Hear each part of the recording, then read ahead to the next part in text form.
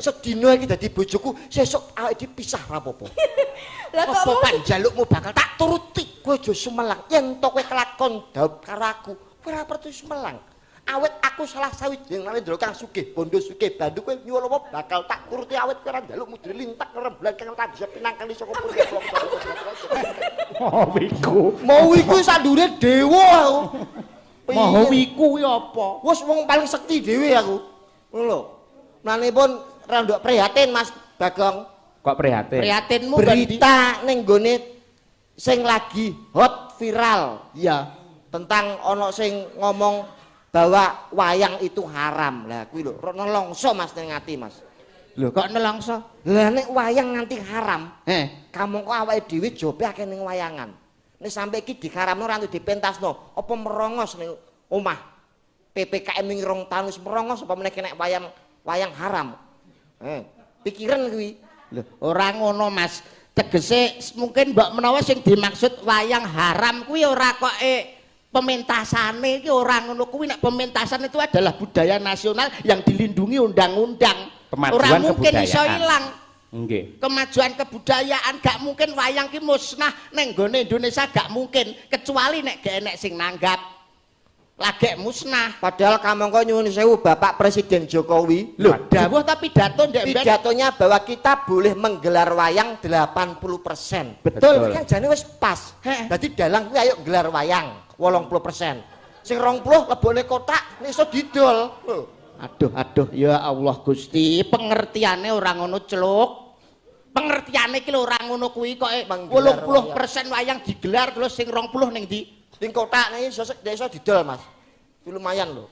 80% itu artinya penontonnya itu loh. Nggih toh Mas? Yang hadir di lokasi. Hadir di lokasi itu 80%. Oh, ya nek ngono ya masuk nek ngono 80%. Ya iya. Wangge ora gelar wayang kok wayange digelar lho Mas. Sing dimaksud gelar wayang ora kok gelar digelar kaya kloso karpet. Gelar ki pertunjukan wayang itu loh, pentas wayang itu loh namanya pergelaran. Goblok ora umum. Lah aku pinter ra dadi ngeblong kok kowe. Lho, ora lho ngeblong iki sok-sok cerdas lho. Ngeblong kaya sampean mau bayarane nomor 6 sing 1 nganti 5 Pancasila. Kuwi kecerdasan. Cerdas kowe. Ngono ku nyonto kok lho. Ora gawe dhewe. Ya aja ngaku nang kene. Nggih nggih mboten cerdas kok cerdas lho.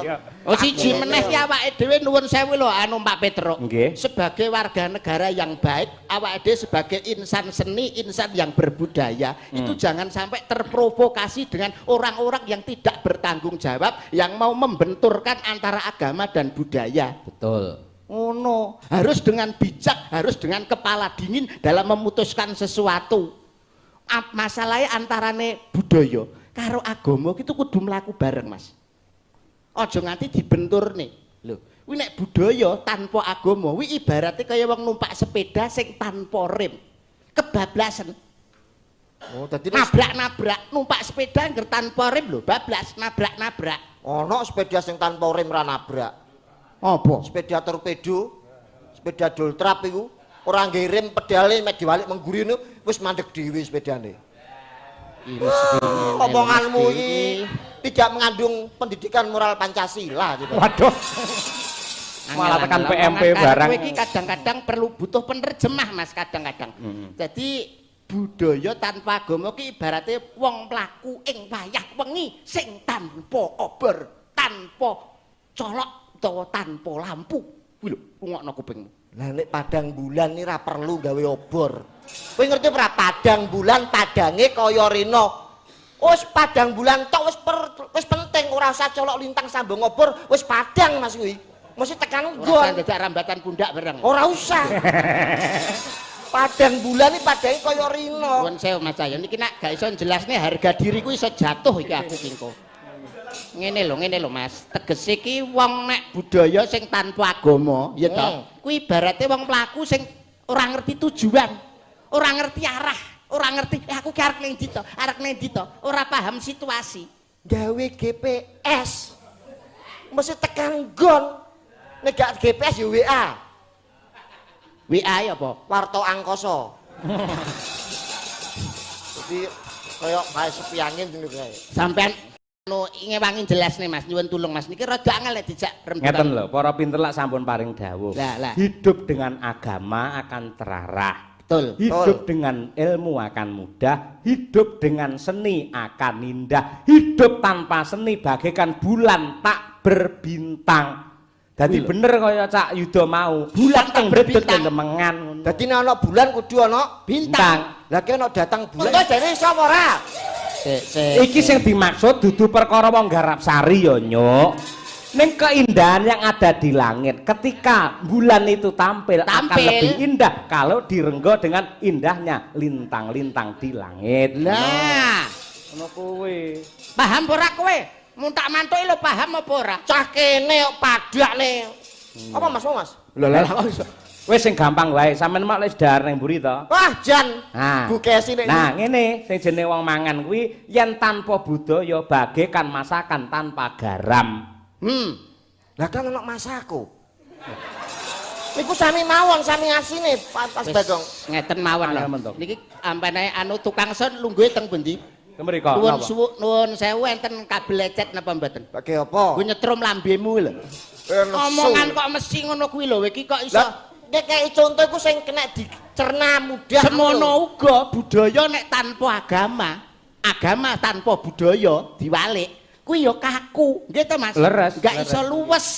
Enggak iso lemes, kaku. Mula Indonesia niku anggere lomba adzan gitu, mesti nomor 1. Nah, mergo nggunakake kabudayaan, nggunakake seni kuwi mau. Dicengkok. Ora kok lobar. Ora enek ngono kuwi, kaku. Kudu enek senine. Kudu anu nggih nek napa-napa kudu gawe seni. Seni. Kudu ben luwes, ben lemes, ora kaku. Ya sesuk aku nek nyeneni anakku ya tak sewenane gawe seni. Piye lah nyeneni gawe seni lho? Aku wis kondo cimarake cilaka kata nggih. Wah apik mesti langsung disawer bojoku mesti. Angel omong-omongan kalih niki masalahe anu napa niku SDM Mas. Levelnya wis beda. Sumber daya manusia, skillnya nggak nutut antara skill kiwa kali skill tengen niku. Lah iki malah koclok kuwi. Sikil kuwi kaya. Lah iya mulane Skill iki kemampuan ora. Kemampuan kowe kuwi. Wong kok iso apa meneh nek nggone budaya. Nek para mbah-mbah, para leluhur biyen-biyen iki mesti kaya budaya wayang. Wayang ki mesti disanepake. Ana sing ngarani wayang ki wajibe sembahyang. Ringgit wis Sunan Giri sing nganggit. Lho, wong biyen ki hebat-hebat lho Mas CB. Dalang ngudal piwulang. Dalang modal piwulang. Kok ngomong perkara Sunan, kuwi ngerti nggonku iki ning ndi to? Panggonku daerah ndi? Awakmu Tuban to? Tuban. Jenenge wae Andi TB. Dagelane Yuda, Yurahayuda Widodo. TB telek bebek. Lho iki kan. Bolak-balik sik kleru. TB kuwi Tampan banget. lah halah rupamu kaya knalpot sumber kencana kok tampan banget. Aku ngerti nek awakmu saka Tuban. Tuban kuwi kenapa kok plate S? Kuwi mergo ning kono makame Sunan. Oh. Lagi ngerti iki aku. Oh, dadi ana sejarahe ana runtute ya. Gawe plat nomor iku ora sembarangan, Mas. Tuban plate S sebab ning kono ana makame Sunan. lah Surabaya kae kok L. Lah kan cedhak laut. Tanjung Perak tepi laut. Siapa suka Boleh ikut. Surabaya mulane L. Lah Solo Karanganyar kok AD. Akeh dalang. Hah? Akeh dalang. Mane AD Solo Karanganyar ku akeh dalang kuwi. Mulane AD akeh dalang. Oh ya masuk. Ana paguyupane Sukapadu kuwi ya mergo halah Sukapadu. Ngawur ae kok Pada Sukapadu suka. lho. Pada suka. Awut Sukapadu. Pada suka. Kowe lek ora ngerti takono sik. Ora ngerti takon kok Sukapadu. Lah ya aku Tuban lho ora ngerti. Paguyuban dalang Surakarta kuwi sing disingkat Sapaduka kuwi. Apa to Malah diurak-arik ya. Omahmu iku ngawi ora ngerti Solo kowe, ora ngerti Solo. Ya. Ade akeh dalang. Lah Jakarta kok B. Banjir, Mas. Ngerti apa ora berita Oh wingi? iya. Masuk akal Mas iki. Ngawur tapi masuk akal. Lah saiki sitok pertanyaanku. Kowe roh Ponorogo nggone sapa ki? Umi. Nggone Umi. Kae nyapoke plate kok AE. Lah kono daerah Reok, Mas. Lah kok daerah Riok AE? Lah nek senggak piye? Ora tau kok DK. Nek DK kuwi dalang kangko. Oh, awur aku pokoke. Kuwi ngawur lek plat nomor DK ki Bali kok. Bali DK daerah Kecak. akal Mas, rada masuk akal. Oh iya bener. Rada masuk akal. Golekno sing angel Mas. Semarang kok H. Lah, Kono ya ana apa nuwun sewu. Kae iki ibu kota provinsi Jawa Tengah. Jawa Tengah, Semarang kok Karena di Semarang ada jembatan Harapan sebagai duplikat dari Taman Mini Indonesia Indah. Dolan teng mriko ben ngerti Taman Mini Indonesia Indah niku duplikatnya tenggene jembatan Harapan Semarang. Wih, hebat tenan kok. Takono Kalimantan kenapa kok plate KT? Sebabnya Mas, Kaya tambang. Wah, kok aku ngapal 5 menit Mas tuh gitu. Udah kadung ini tok gitu. Tenan lah kok. Sik ora usah ado-ado ae. nggih pundi? Karisidenan Kediri kok AG. AG. Oh, Tulung Agung, Trenggalek, Kediri, Blitar kok AG. Ana gunung.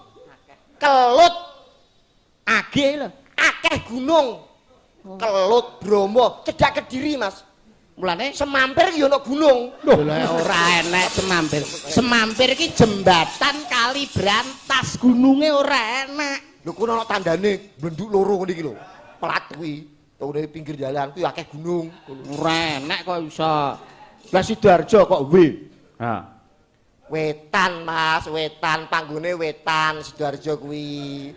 Sik ana lu sing luwe wetan meneh ora W kok. Nek Napa? wetan meneh Jember ora kek W. P. Napa? Jember kok P. Paling ujung niku.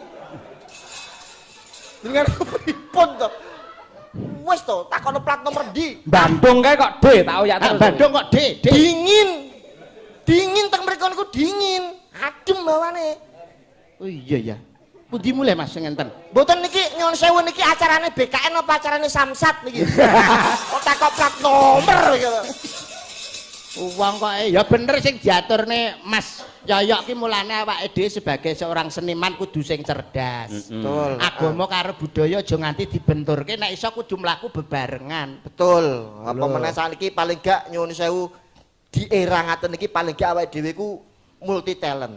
Lho iya no. Ya paling Kaya awakmu paling tidak dadi dagelan serba bisu. Upok wae. bisu. Sing kabeh iso lho. Bisa ya Iya, bisu. bisa. Bisu ngeyel dagel kowe.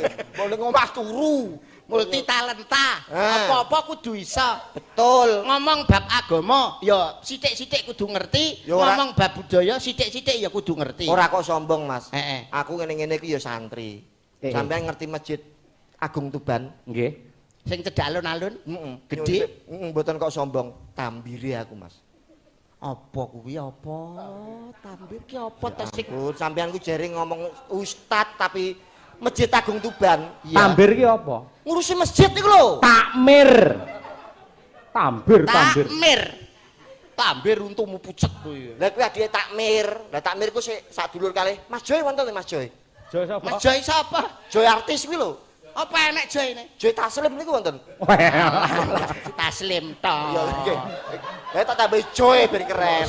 Nganggo Joy Taslim barang. Joy Taslim lho. Taslim tok ngono lho. Iya, iya, ben Tapi keren. ora swara kondang ning dinggon ya mesti ana to. Oh, piye to? Apa meneh iki? Lho Madangkara iki krawitan tolok ukur.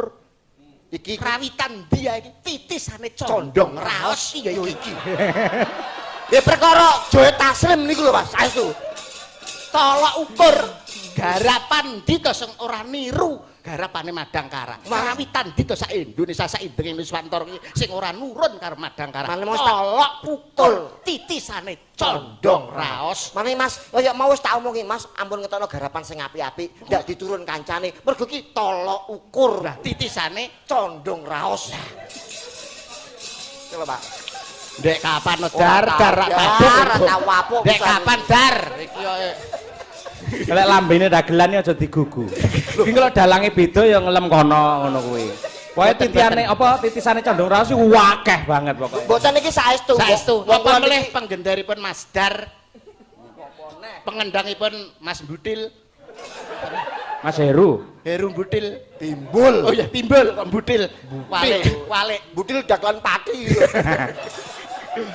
timbul Butil dari timbul Nah, niku pun klop klop Kowe ngomong mau jare tak mirip Masjid Agung Tuban nyapa? Nyuwun sewu niki niku awake dhewe ku paling gak sithik-sithik ku iso basa sing ben awake dhewe gak kleru. Oh iya to.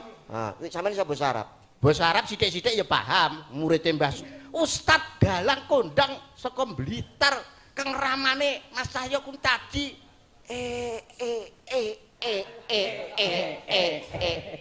paham? Iya ngerti aku Mas. Oh dadi bahasa Arab iso. Nek Ya, Mas paham. saya bisa saged. Nggih sekedhik-sekedhik. Sithik-sithik. Nek sukron iki matur nuwun. Sukron kasiron, matur nuwun. Oh syukur ini gak masih sukri to? Sukri Ora Sukri iki ra melu-melu. ora to. Sukri kae. Kuwi ben ngurusi video ae kok mau. Sukri kae dulure Kicing. Kicing Sukri. Kacang sukron. Icing sukrin. Wah, Tak suwampluk kowe ora. Karepmu piye tekan nggon apa? Yo saya nek rambut bahasa Arabe apa Mas? Rambut itu bahasa Arabnya mohon maaf roksun. Oh ya pinter ya. Lho, Nek meripat ainun. sirah Roksun. rambut Sahrun. meripat Ainun. nek selamat pagi. Gak roh aku nek kuwi, gak apal aku. Gung tekan Ini Mas aku arep jawab. Pas diulang kuwi aku keturun. Yo takon kancane ngono sampe Paham saiki kowe? ora. Yo santri Bahasa Arabe kepala, roksun. mata. Ainun. Kalau selamat pagi, Bakto subuh. Kudu iso. selamat pagi. Bakdo subuh. Nek selamat siang, Bakdo duhur. nek selamat malam aku roh. Apa? Bakdo isak. Ngopo enek wis selamat tok bakdo-bakdonan lho ora.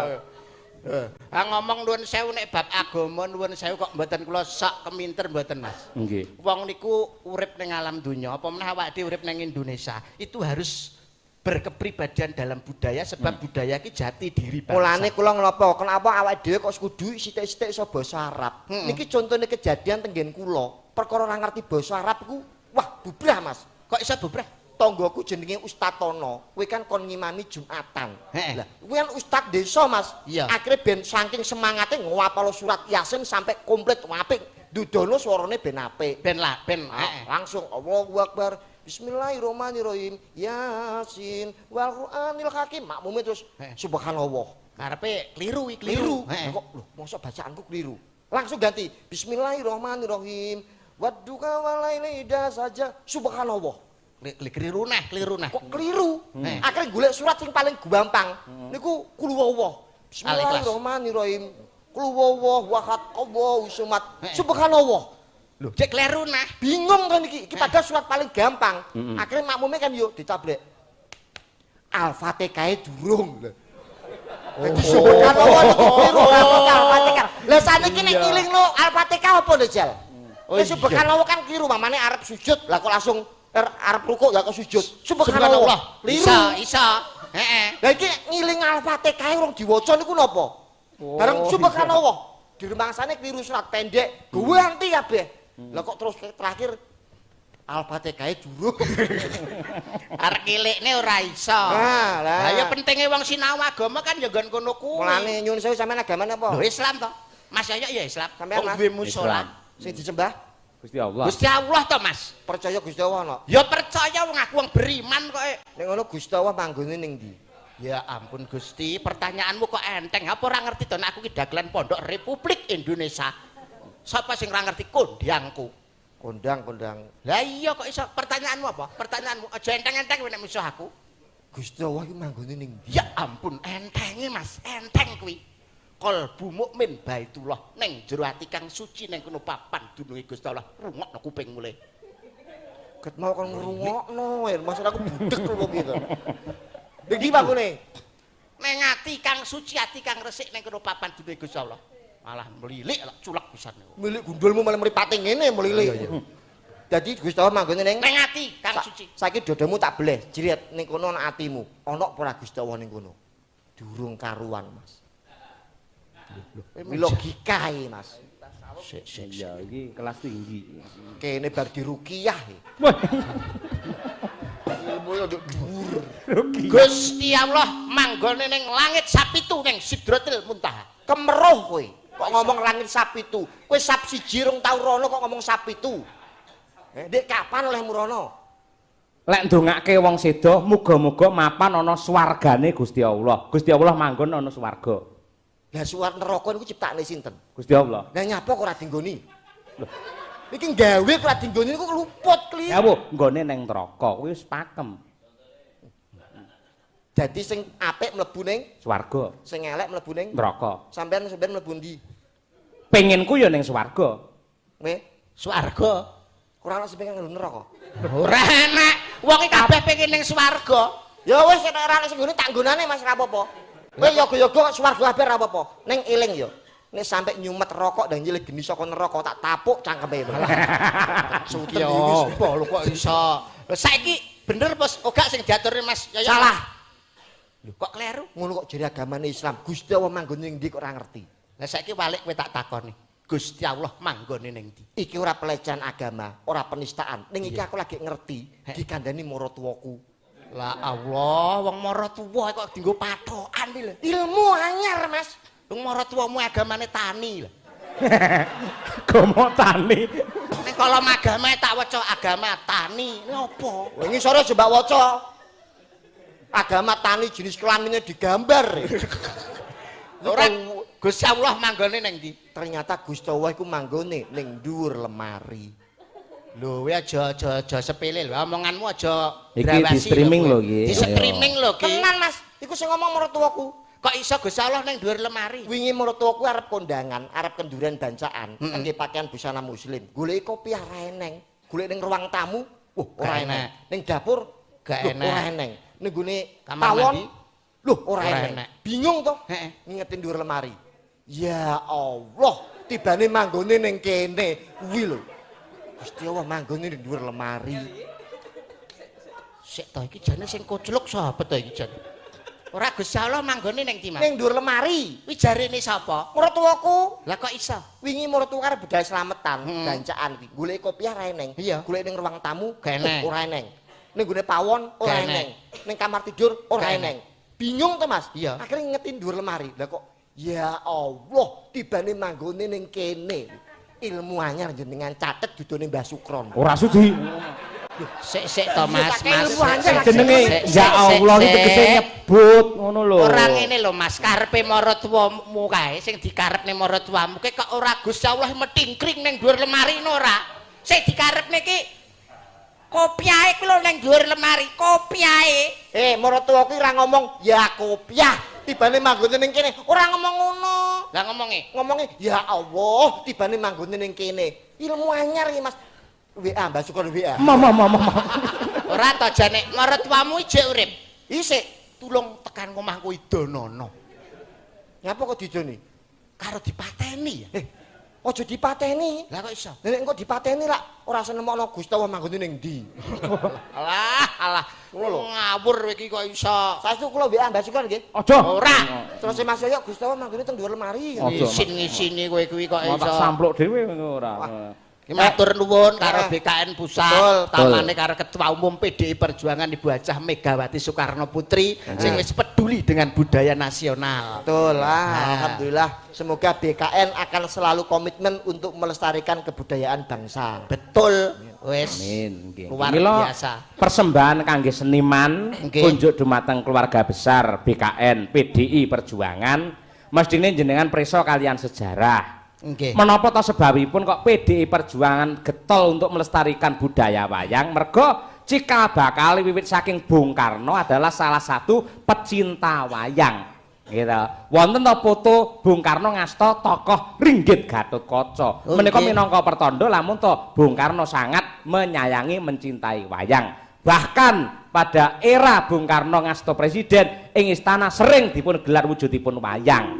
Lah menika lah Darmo bektinipun seniman dumateng keluarga besar BKN PDI Perjuangan ngaturaken karya Ki Sukron Suwondo, garapanipun Mares, judulipun Putra Fajar. Wah, diatur nih. Putra Fajar iki Bung Karno Mas. Bung Nggih. Karno, kuwi karyane Bapak Sukron Suwondo Geni. Suwondo. Bapak Haji Sukron Suwondo ora geni. Nggih. Nggih. Ingkang bawa kula nyuwun dumateng Raka Mas Jo Taslim. Wah, iki artis iki semarai Mas Joy. dadi tolak ukur ya iki. Condong raos. Condong raos. Isin nang rondokan. Betul Mas Joy. Kalah resik gundule.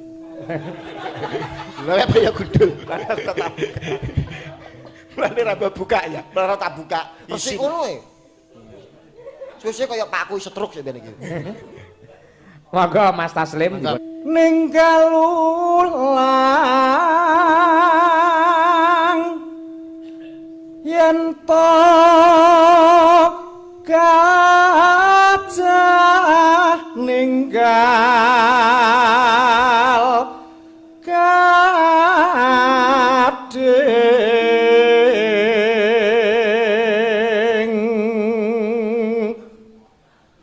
tanpa beda janma tomo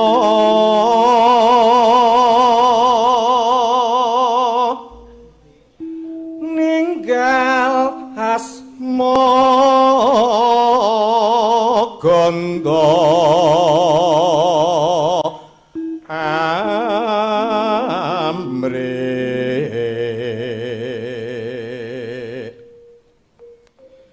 jagat royonai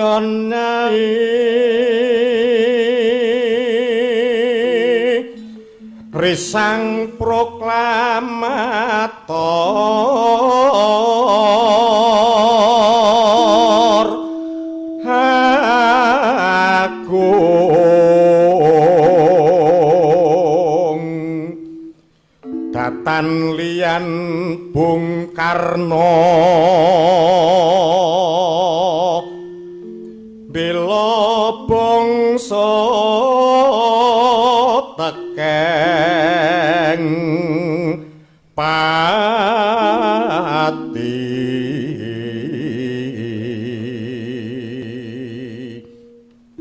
sang penduda Pancasila dasar projo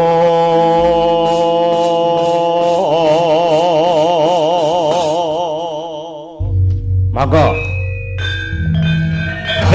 merdeka tanpa gaman kamardikan mokal wae dhewe iso urip kepenak mangan enak nyandang wutuh ngombe seger kaya ripalungguhan iki. Negara yang besar adalah negara yang selalu menghargai dan mengenang jasa-jasa pahlawannya. Ngono to? Ngono. Nggih. Awake dhewe iki kari nemu klasa gumelar Mas TB. Wis ora melu perang, ora meru gerilya. Kari nemu kamardikan piye supaya ngisi kamardikan itu dengan hal-hal yang positif. Betul. Ngono. Ya manut keahliane dhewe-dhewe. Ya bener. Heeh.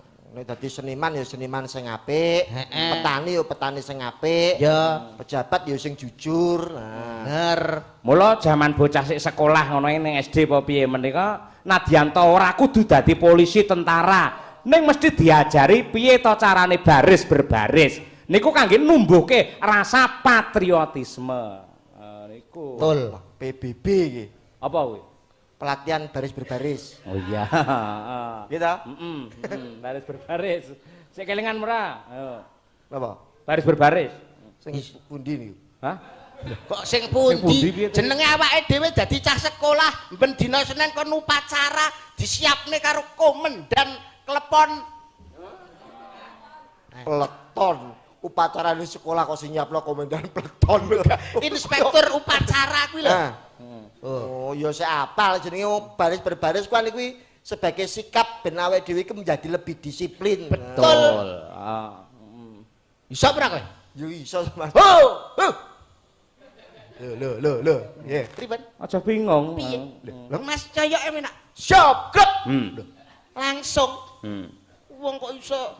Lho, apa? Aduh. Alah, aduh ngene kok iso jare ngerti baris berbaris kowe. Kata-katamu ora usah dirungokne. Kata-katamu piye? Nyiapne yo. Siap, grok. Enak. Lah ya aku mau piye? Kowe, lho. Ora ngono tapi siap, grok. Penak. Kok iso sogrok. Siap gerak kok iso sogrok. Oh ya sogrok siap gerak. Wong kok iso. Mulane sinau sing pinter, sekolah sing pinter, ilmu pengetahuan umum itu penting sebagai dasar awak dhewe seniman kuwi aja mung kowe iso ndagel tapi kowe pengetahuan umum kudu menguasai. Lagi kok nyak. Piye nuwun sewu aku yo ora sombong ya SMA to, Mas. Nek Mas Jaya napa? LLS2. Oh, S2 SMA. Lah kowe apa? Lho. Sanyi sore iki. Apa kok ya? Apa? Yo SD lah wis lelekan. SD. Lu SD kok sombong lho kowe. Saiki tak takoni kowe. Apa? Ngerti ilmu perkewanan. Lho ya paling tidak sedikit banyak mengetahui ta aku ilmu kuwi biologi. Kowe ngerti kewan? Paham? Kewan sing buntute 5 apa? Aduh, niki ngayawara Mas niki. Ngayawara kowe. Apa? Ning donya ki gak enek kewan buntute 5. Gusti Allah nyiptakno kewan iki buntut mung siji, paling pol loro kuwi ae ngepang cabang. Kuwi wong bodho ora tau sinau kaya ngono kuwi. kok iso? Fauna, flora dan faunamu kurang mbok kuasai. Ora enek kewan buntute 5. Ana Kewan apa sing buntute 5? wedhus. Lah kok iso wedhus? Wedhus iki nomere pira? 35. Kepalane, 3, buntute. 5. Sik. Kowe to sinau. Biologi. Sik. Seribu mimpi ya didol. Tak takoni saiki. Kewan apa sing buntute 3? Kewan iki. Ora enek yo Mboten nan. enten, Enek. Napa? Kethek. Lho kok saged? Kethek nomere tugel pira? 23. Nah, kepalane Loro, buntute 3. 3 kethek. Wah, padha. Padha pengepul karo aku tibane. Ah, 23 mau apa 23? Ah, 35 apa? wedhus. 32. Telure ula. 47, 47 ya banji, Mas. 02. Begecot, Selikur. digigi. Waduh. Bagong. Apal kowe iki. Lah iki kancaku lho. Kancaku ya, Mas. Kuwi pekat penyakit masyarakat. Nah, salah mungguing pemerintah, dosa mungguing agama. Betul. Harus dijauhi. Ngerti. Masa? Mas apa kok ngomong ngene iki terus aku terus apa aku sumpah Mas pas aku ngomong ngene ning aku jenenge tombok togel ora tau. Alah paling arek banyol, aku titip.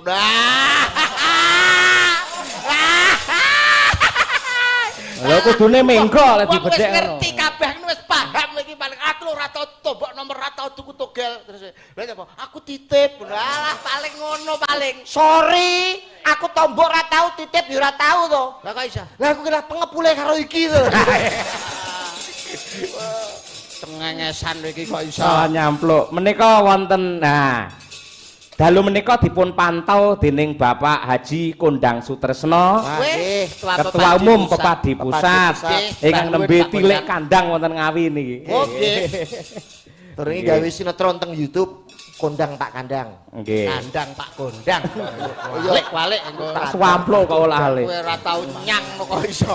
YouTube sawo jajar. Lagi Kondang Pak Kandang Pak Kondang. lagi. Kondang Pak Kandang. Ugi wonten nawala salam budaya Pak Dalang kalih Bu Kesi. Saya Bapak Oka Wibowo dari Amsterdam, Belanda. Loh. Tebih saking Amsterdam. Menika wonten request pamundutan gending rengu. Gending menika saya persembahkan kagem teman-teman komunitas Bani Jawi di Amsterdam. Ing amaten ing Rotterdam, Den Haag, sugeng mirsani, sugeng midhangetaken. Apresiasi saweran. 600.000. Lestari budayaku matur nuwun. Rengo niku karyanipun Ki Wangsa Subagyo saka Tulungagung. Mbah Wangsa Subagyo. Nggih. Leres nggih. Sing nembang sinden kok Tulungagung. Nah Sinten niku sinten menika? Mbak Nimas Oh, Ayu Winong. Winong. Nawangsih. Nggih. Anu jumeneng napa? Yo no berdiri no. Aturan Oh, iya, jumeneng iya. nggih nggih. Pik. Nggih. Pakaiane apik kabeh. Ora ket wis ning cekel Madangkara iku rumah saku Lah apa-apa piye meneh wong arep wis tak omong nek Madangkara ki tolok ukur lho kok iso mbek apa meneh lurahe sinden iki Bu Kesi. wo. Ambekan nyuwun sewu kebayan niki rego 500.000, tapi kalau sudah di tangan Bu Kesi disiap menjadi rego 500 lawe. Kalau kacake kok sithik men ya 1.700.000 apa 2,5 juta. Selawe sik. Gawe kacake kok sithik. Sik golek pasaran kok ya sithik-sithik sik. Iya. Nuwun pangapunten boten ngirangi Subasita lan Trapsila kepareng badhe nderek pitepangan mbok bilih piyayi mriki boten pirsa sinten to asmanipun panjenengan badhe pitepangan. Asmanipun sinten, Dik? Nggih, Seneng. Winong. Winong degane kambil ijo, Bejane sing duwe bojo. degane kambil gading, Bejane sing iso nyanding. bebasan pring kuning mangkluk nang pinggir kali sapa wong ora pengen ngethok. Lencir kuning merakati sapa wenge sing ra pengen nyipok. Asik, asik, asik, asik, asik. Asik, asik, asik. Infone Mas, infone Mas. Yo iki cewek sacet yo Winong iki Mas. Aku jek cilik lho. Winong iki umpama ibarat sepeda motor. Iki ndak ibaratake kaya Yamaha. Apa kuwi Mas? Yang mau harap antri Yamaha. Mergo ayu. Ayu, ayu, ayu. Umi Kasun. Umi kuwi nek cara sepeda motor tak ibaratake kaya Supra. Apa Mas? Suka perawannya saja. Oh iya nek duwe bojo ya diseneni wong. Diloncati bukesi aja. Bukas yo, bukas yo. Iki Bir kita. ki nek cara sepeda motor. Bir kita. Honda. Apa Mas? Hobinya nongkrongin duda. Ayo ya kelakuane Kelakuane sing kaya Joko lek Kelakuanmu nduk senengane duda-duda. Mas Joy kurang apa to? Mas Joy kurang apa? Nek iki Mas Tibi apa iki? Niki sinten asmanipun? Mbak Lia. Mbak Lia niki Lia cara sepeda motor apa Mas Tibi coba? sing terbaru. Apa kuwi? Nmax. Kok iso Nmax? Anggere nak terus mekeh-mekeh. Lah, nek Lia wis dene ingkang pungkasan niki. Sapa aku melu-melu? Mas kaya ora iso. Padha pengepule salaman lho ora iso. Padha pengepule. Nggih. Niki diaturi menapa, Mas? Nggih kalau mau rengu. Rengu niki damel bawon apa langsung? Nggih dipun bawani. Mangke jenengan sing mengapresiasi. Kowe sing mengapresiasi karo aku. Ah, ngono. Coba-coba nduk aku pengen. Suaramu sithik, Mbak. Rukun. Dudu. Islam. Tak idoni mlonyoh. Kowe aja kemeruh to. Tak idoni mlonyoh kowe. Aku selak pengen bowo. Bawane apa, Nang? Bawane Sinom Grandel, Pak. Wah, iya. cocok. Nggih. Pas. Si keparat murang to. Lah, alah. Kowe Wong meneng esene sik. sinden arep bocah tantang-tantangan. Kula mangke bowo lho nggih. Iya ning ana nggone, ana nggone. Tak engko selanono iki lho. Iya iya. Pokoke penting aku kok bowo. Sela-selane selo engko seselono. Mas. Selasa. Iya.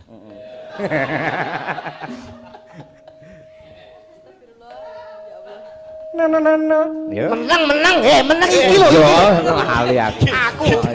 Lah aku sineni kene mosok yo omong koyo. Lah kono sing kuasa tak Aku ya latah men to. Winong. Iya. Sampeyan kok baraku Iya iya. Iya iya. Antri Mas antri. Ketularan. Oke, maaf. Mane to sering karaoke bener royo-royo ngene iki. Iya. Meneng. Oh bener toh? Bener. Oh tak kira lek suaramu iki iki. wis asli. Oh asli ya. Ya ampun mami. Mami.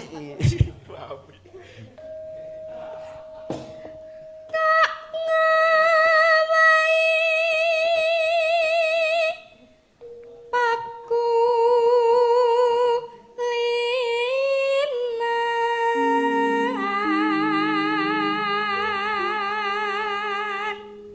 Oh, jebel kaya ngono.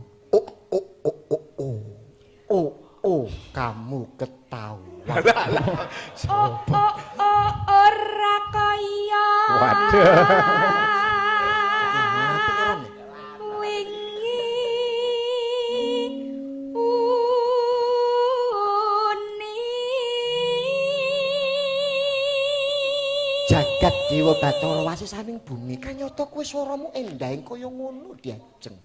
Edan kok ya apik dadi toprak. Ya aku iki tok. Kan kok coba ganggu to. Coba terusno diajeng. Apa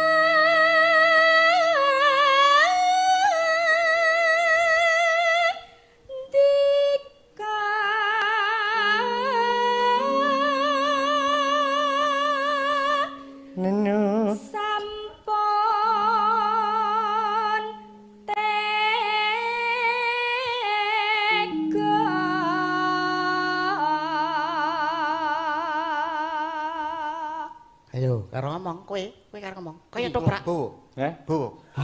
Ora. Rayu iki ora buka mlakune. Wah, kaya Pak Bojo sewok ya. Sewaka. Sewok. Sewaka. Nah,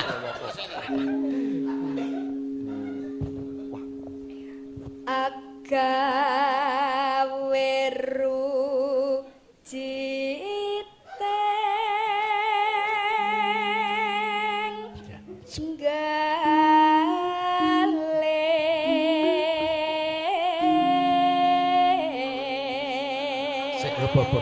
ora lehmu nekem iki lho keduren iki lho. Ngene lho disingkap ngene lho kok mbok tekem. Kedawan jarekku. Mlaku dodol buka. Bokong rada ngedet, mlaku Mas. Rol. Ayo diajeng winong katesanipun Kakang diajeng. Inggih Kakang Mas. kok jenengan kaya bebek Kang Mas mlampahipun. Apa? Kok kaya bebek. Giliran kula Bowo. Urung iki lho ditakoki kaya bebek. Kaya bebek. Sing gagah tegese mlakune sing gagah ngono lho. Ing jagat ora ana papat, ing donya ora ana 5, ing bumi ora ana 1. Ya mung kowe wanita kang bisa gawe seneng atiku ora ana liya mung kowe diajeng. Alah, ngapet guyu barang lho. Aja suwe-suwe to mambu. Lho kok ora melo ketokne lho kok protes. Aku sing ngetokne ra piye-piye kae Kowe ya ora pengalaman, mambu to? Nggih. Dinget. Malah kaya jangan Oh, ae. jangan lho. Mboten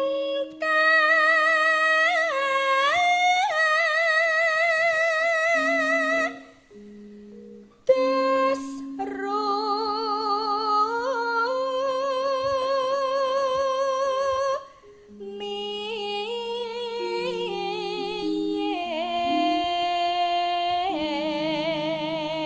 rumiyin. Iki lho Mas TB. Upama kowe kelakon dadi garwaku, kowe bakal nyuwun Sih. apa diajeng? Ora bakal kelakon soalnya aku emoh. Moh, Tok-toke gelem to Oh wong nggih, tuwa. nggih, nggih. sedina wae. Sorry. Tulung suwengi wae kowe ladeno aku. Yen ana tembangke cinta satu malam diajeng. Waduh. Sedina iki dadi bojoku, sesuk awake dipisah ra apa-apa. Lah kok Apa mau panjalukmu bakal tak Tak turuti kowe aja sumelang. Yen to kowe kelakon daup karo aku, kowe ora perlu sumelang. Awet aku salah sawijining narendra kang sugih, bondo sugih bandu kowe nyuwun apa bakal tak turuti awet kowe ora njaluk mudri lintak rembulan kang tak bisa pinangkali saka purga. Udah malah. sik to iki omong. Mosok nek wong ngomong kok kentekan ambekan iki lho. Ketoprak angel mangsamu. Omongane iki lho alon-alon lho, balenono to njajal alon-alon lho. Saka kono, Tang. Hah. Yai Diajeng garwanipun. Yayi Winong garwanipun Kakang. Nah, alon-alon. injih Kang Mas. Jagat tepung gelang anggonipun Kakang Upadi wanita kang bisa gawe seneng atiku. Ora ana ya mung kowe dia. Lah, glapi. Ya ngono. Iya kuwi. Wah, Napa nggih Kang Mas? Sineksen jagat tan langit aku ora bakal ngapusi apa kang wis tak ucapke marang siramu. Yen to kowe gelem dadi karo aku, kowe aja sumelang. Kowe njaluk apa bakal tak turuti awit Kakang Srasut dengan nalindro kang sugih, bondo sugih. Dadi bang picis aja bakal tak ubek-ubek karo kowe. Aja kok kowe jangan. Upama besok karo ditamu. Aja ati kak kaya mengkolo. Gusti, ngapura wong kok iso enek ta wong ngomong kok kentekan abab ya enek ta. Wah, Isa ora kowe? Ngene lho tak contoni. He, ngeten lho. kowe sapa ora? Blok ora umum. Yayi garwanipun Kakang wong manis tarik napas. Ora mungkin kentekan. Apa panjalukmu bakal tak turuti waton uranjunmu dune lintang lan rembulan. Wah, ana spasine. Spasi kanggo tarik napas. Mandura. Mundura kok mandura. Ha, Taslim lho, taslim. ngawur rek. Taslim Aku karo taslim mireng aku. Taslim.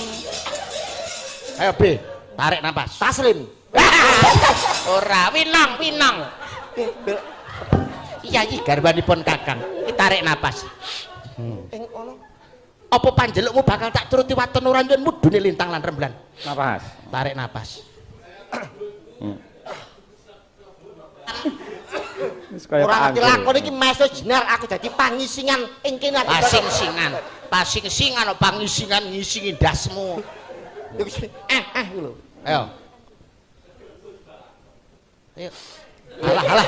Omong sik lagi tarik Lagi nafas. tarik napas. Kok kentek Omong sik. Cendol kok kendane. Sewodok delosor kok. Kula kentek aneh aku tarik. Ngomong sik. Diajeng winong garwanipun Kakang Diajeng. Tarik. Lah. Ngono kan ya mening to. ngedok Ora paham kowe iki. Upama kowe Kae matane kok upama kowe tresna karo aku kowe bakal nyono apa Diajeng? tarik. Ing donya ora ana papat, ing bumi ora ana siji ya kowe wanita sing tak tresnani. Awet apa to? Tresnaku arep kowe iku tak ibaratke labut iso Kanjeng Ibu. Menapa panjenengan panjenengan nggih boten putra panjenengan. Tarik. Kanjeng Wisnu. Menika tak iki. Aja nganti Tarik. kamu kang kaya ngono iku apa kalih. Jare aku ketoprak asma lho piye to. Bola-bola kon torak tarik lho. Lah aku kentekan abab. Terus no. Endok. Ya tarik nang. Tarik. Tarik sik nang. Tarik. Seneng nyawang sirahmu gitu. Sampean tuku nggo ketak-ketakan. Wis ana taslim.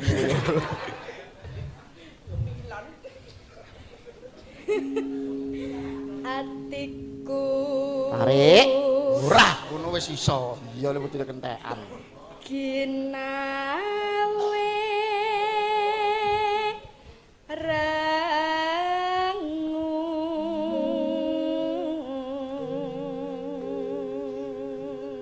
Gong. dereng. Oh iya, aku selak pengen bawa ya. Ngengkel. Su